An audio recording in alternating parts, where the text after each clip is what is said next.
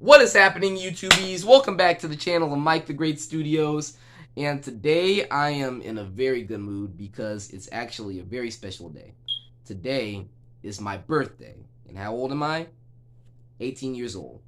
So, I figured it would be nice to pay tribute to all the animated classics that came out the year that I was born.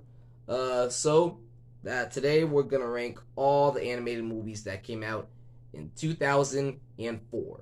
And to be clear, this video will be including the theatrically released movies, so nothing like Lion King 1.5 or Clifford's Really Big Movie, because those are really direct-to-video releases. This will be at least 6 of the 2004 animated movie releases. If you like this video, make sure to like and subscribe. Leave me down in the comments what your favorite 2004 animated film is. And just remember to wish me a happy birthday. I am very excited to do this video. Probably the most exciting video that I've ever done in a while. So, with all that said, let's get into this. So coming in last place for me is gonna have to be Home on the Range. And this is the one that kind of tied into my childhood the least. The first time I watched it was way back in elementary school. It was the last day of school, so in celebration, my teacher and the classmates and I decided to watch Home on the Range. And I was pretty young, so it was still a lot of fun. I got a lot of enjoyment out of it, the entire adventure, and a lot of great big laughs from time to time. Watching it again, I never really revisited it again until just like last year, I would say, when I was watching through all the Disney animated movies. There's a huge difference between watching it as an elementary schooler and watching it as a full-blown high schooler. Now, I know it's bad enough that I have a Disney animated movie in last place, but this one was in the Disney era where it felt like they were just on the verge of like just lowbrow and very kiddie humor played into the like least interesting denominator. The main plot line of this movie involving these three cows trying to take back their farm by trying to catch an award to catch the guy that was responsible for taking a bunch of other farms in the valley. It just seems like a very generic sort of Disney plot line. And out of all the Disney released movies in the 2000s, this one compared to movies like Brother Bear and Chicken Little and all those, this one felt like it was the most kiddie, like the biggest target offender that Disney just had a huge step backwards moving into the 2000s and then setting us up in the 2010s. Like, this movie just felt like the most kiddie. And of course, I said it before, I saw it for the first time back in elementary school, so I still got like a little kick out of it with all the humor and stuff like that, so it was a part of my childhood that I remember. But still, like, watching it up to this point in time, the humor seems very forced and very like plain and kiddie, played to a weird low common denominator. And there's not really a lot more enjoyment that I could even say about this movie. Most of what I can say about this movie is just really how goofy it is. But not much else more that there was to it to my childhood. So for me, it comes in last place. But even while it is in last place, I still enjoy it. At number 5 is going to have to be The Polar Express. And this one has a different problem with Home on the Range for just being a little too boring at certain points. But the reason why I have this one above Home on the Range is because this one played a little bit more of a role into my childhood, and it was the kind of family movie that always brought us together around the holidays. And I enjoy the story a little bit more, just the ideal plot of this boy finding his compassion, like moving into the Polar Express on this journey towards the North Pole and discovering belief in Santa Claus and the spirit of Christmas. It's a nice, fun holiday movie. I also loved Tom Hanks as the star of the movie. He could play really good into some of these roles, whether he's the conductor or the spirit, or whether he's even playing Santa Claus.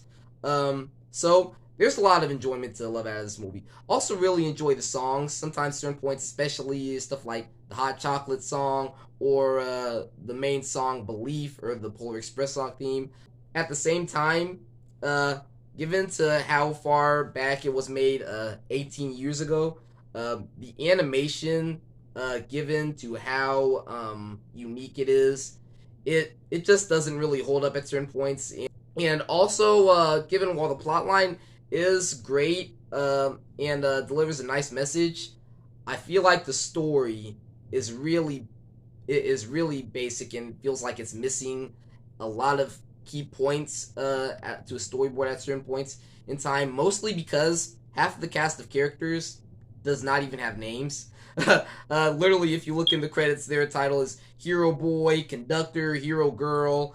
If half of the cast isn't really given their own main identity, just because especially the dialogue seems very rushed in the first like 10 to 15 minutes of the movie, where the boy first enters the Polar Express, or where he's in the room, enters the Polar Express, meets the Hero Girl, and then the Hot Chocolate song plays in. It feels like the story, like, yeah, it feels like very rushed, like all over the place at certain points. A movie that I really enjoyed throughout my childhood, and I still love it. It's still great sometimes around the holidays, almost only around the holidays. But just one still with a lot of story issues and the problem of just being a little boring at certain points. So I can't really move it any higher up on this list. At number 4 is Shark Tale. In my opinion, I feel like this is one of the most overhated DreamWorks movies, in my opinion at least. Just like that's my just natural opinion. If you have Will Smith in the movie, I'm a sucker for Will Smith, so you gotta like at least give me some appreciation like for that part. I actually hadn't watched it again until last year on my 17th birthday, when I was watching through some of the 2004 films, and just going on record, last year I was just in this dark, rough spot of my identity, my perspective as a person, because I had so many social issues and coming up with this identity for myself. And This movie's lesson about being yourself and accepting who you are in life, the fact that Oscar is trying to go on that pathward of just making this big reputation for himself, sees himself as a nobody. I can relate to a lot of that stuff. Last year I was relating to a lot of that stuff. But On top of that, it's just like nice, fun, like unique plot line about him trying to become building this reputation by becoming a shark slayer. But still, like, the execution of the story, like, it feels just a little bit too kiddie and overplayed with the humor at certain points. Kind of doing some of those same mistakes from Home on the Range, just like a little different, just by DreamWorks. But still, a movie that I really enjoy, and it has a lesson that really connects to me by the heart. So I enjoy it a little more than most people. Before I give my top 3 animated movies, I just want to give a shout out to a bunch of other non-animated classics of 2004 that I enjoyed probably the most. For starters, there was Anchorman and The Legend of Ron Burgundy, which this movie is just absolutely hilarious. Just a nice comedy starring Will Ferrell. Will Ferrell just gives it his all in this movie. On the Jim Carrey side of it, you have Eternal Sunshine and Lemony Snicket's and a series of unfortunate events. There was also a movie like A Cinderella Story. Add to that, there was Mean Girls. Just a nice teen drama, like just probably one of my favorite teen comedies between that one and Clueless. And but the big one that I really need to mention is Spider-Man 2. Just probably one of the best superhero movies in cinematic history. Just a nice way to continue that journey for Peter Parker. And just a great classic of 2004 with some great action, bringing in Dr. Octopus as the follow-up villain from Green Goblin. Just a bunch of great movies from 2004. With all the honorable mentions out of the way, let's get back into the video. So, coming in at number 3 is the SpongeBob SquarePants movie. So SpongeBob is actually probably my favorite animated cartoon of all time. And growing up, I always just had a nice little kick out of this movie. The entire plot line, SpongeBob and Patrick going to find King Neptune's crown, and Plankton finally stealing the secret formula. And unlike the bottom three, I really enjoyed this one a lot with the humor. Just most of the like a lot of the fun SpongeBob antics that I really enjoyed also from the TV show, they're really put into here. Even just something as ridiculous as SpongeBob and Patrick making it back to Bikini Bottom by getting a ride from David Hasselhoff is just like a nice like silly premise like inside of a SpongeBob movie. It's just like nice knowing like that Scarlett Johansson was in a SpongeBob movie. Like even like first time I watched it, like figured that out. I was like, wait, that's Scarlett Johansson? I never realized that. Just like nice seeing Scarlett Johansson in one of these earlier roles, bringing in songs like the "I'm a Goofy Goofer" song or the "Now That We're Men" song. Just like it even adds some emotional levels to the story of like even SpongeBob finding this pathway of growing up into manhood. It even like even though it's a SpongeBob movie and what SpongeBob is all with the kitty and all that stuff like goofy humor, this movie like still connects to like the on the emotional level like of SpongeBob finding that journey into manhood, especially with me doing that kind of same thing like up to this point in time. So given to the fact that this movie is as old as I am, is pretty cool, and I've always enjoyed SpongeBob. So for me, it belongs in the top three.